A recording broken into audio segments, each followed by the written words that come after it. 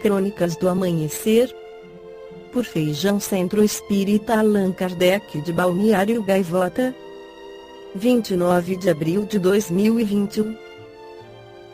Ministros veem risco de censura no direito ao esquecimento e julgamento avança.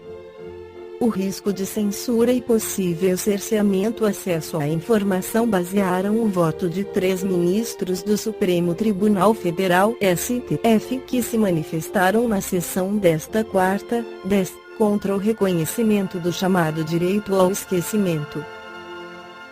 Para Cássio Nunes Marques, Alexandre de Moraes e Rosa Weber, um entendimento que valide a possibilidade de uma pessoa requerer a retirada de um conteúdo antigo, ainda que verdadeiro, pode atingir diretamente o trabalho da imprensa e a liberdade de expressão. O caso começou a ser julgado na semana passada, com a leitura do voto do ministro Dias Toffoli, relator do processo.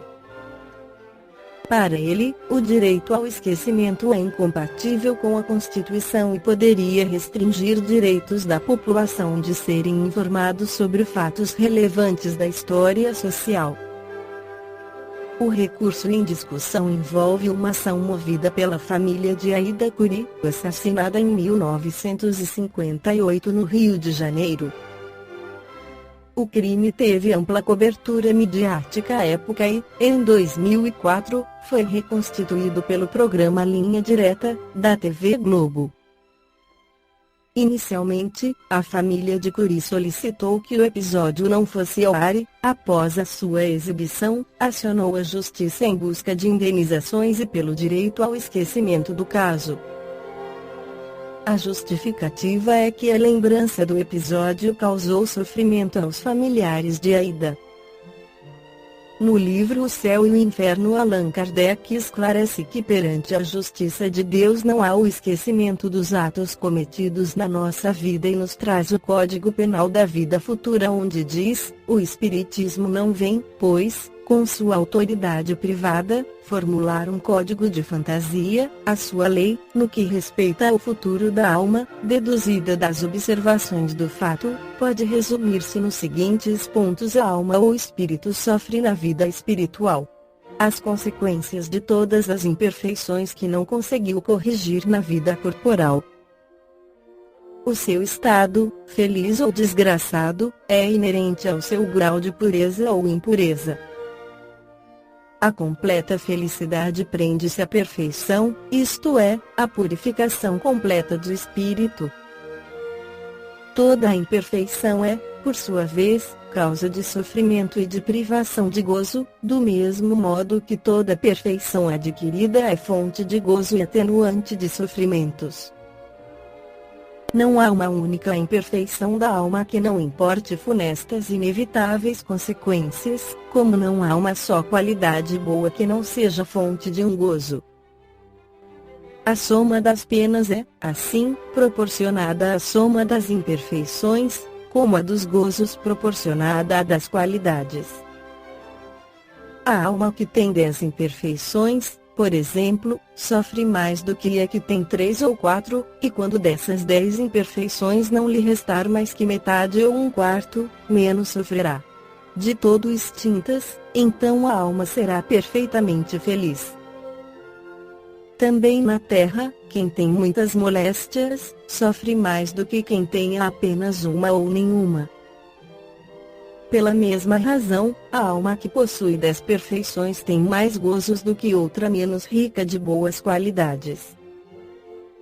Em virtude da lei do progresso que dá a toda alma a possibilidade de adquirir o bem que lhe falta, como de despojar-se do que tem de mal, conforme o esforço e vontade próprios, temos que o futuro é aberto a todas as criaturas. Deus não repudia nenhum de seus filhos, antes recebe-os em seu seio à medida que atingem a perfeição, deixando a cada qual o mérito das suas obras. Esses são os primeiros artigos desse código que Allan Kardec resumiu em que pese a diversidade de gêneros e graus de sofrimentos dos espíritos imperfeitos, o Código Penal da Vida Futura pode resumir-se nestes 3 princípios: 1. o sofrimento é inerente à imperfeição. 2. Toda a imperfeição, assim como toda falta dela promanada, traz consigo o próprio castigo nas consequências naturais inevitáveis. Assim, a moléstia pune os excessos e da ociosidade nasce o tédio, sem que haja mister de uma condenação especial para cada falta ou indivíduo. 3. Podendo todo homem libertar-se das imperfeições por efeito da vontade, pode igualmente anular os males consecutivos e assegurar a futura felicidade. A cada um segundo as suas obras, no céu como na terra, tal é a lei da justiça divina. No que respeita às penas futuras, assim como sucede nos seus demais pontos, a doutrina espírita não se baseia sobre uma teoria preconcebida. Não é um sistema substituindo outro sistema, em tudo ela se apoia nas observações, e é isso que faz a sua autoridade. Ninguém jamais imaginou que as almas, depois da morte, se encontrariam em tal ou qual situação. São elas, essas mesmas almas que partiram da Terra, que hoje nos vêm iniciar nos mistérios da vida futura, descrever-nos sua posição feliz ou desventurada, suas impressões e a transformação por que passaram pela morte do corpo. Numa palavra, vem completar os ensinamentos do Cristo sobre este ponto.